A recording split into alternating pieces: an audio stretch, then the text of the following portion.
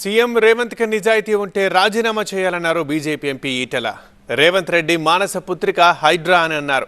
Court వేసిన ముట్టికాయలు రేవంత్ కి తగిలాయన్న ఈటెల, చట్టాలు న్యాయ వ్యవస్థల మీద రేవంత్ రెడ్డికి ఏమాత్రం గౌరవం ఉన్నా తక్షణమే రాజీనామా చేయాలన్నారు. ఎంఆర్ఓ అన్న మాటలు కావవి, ఐపీఎస్ ఆఫీసర్లో ఐఏఎస్ ఆఫీసర్లు అన్న మాటలు కాదు. స్ట్రేట్గా ఈ హైడ్రా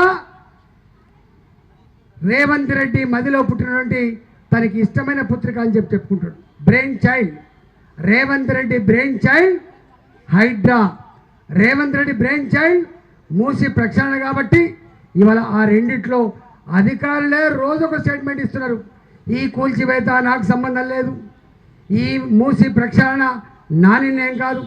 ఏ అధికారిని అడిగినా కూడా తప్పించుకునే స్థాయికి వచ్చిందంటే అది ఎంత పేలవంగా, ఎంత ప్రజాక్షేత్రంలో ఏవగించబడుతుందో అర్థమవుతుంది. కాబట్టి హైకోర్టు వేసిన మొట్టకాయలు ఇవాళ ఆఫీసర్లు కాదు, నేరుగా రేవంత్ రెడ్డికి తగిలింది. కాబట్టి నిజంగానే కనుక నీకు నిజాయితీ ఉంటే, ప్రజల మీద ప్రేమ ఉంటే, చట్టం మీద నమ్మకం ఉంటే రాజీనామా చేయాలి.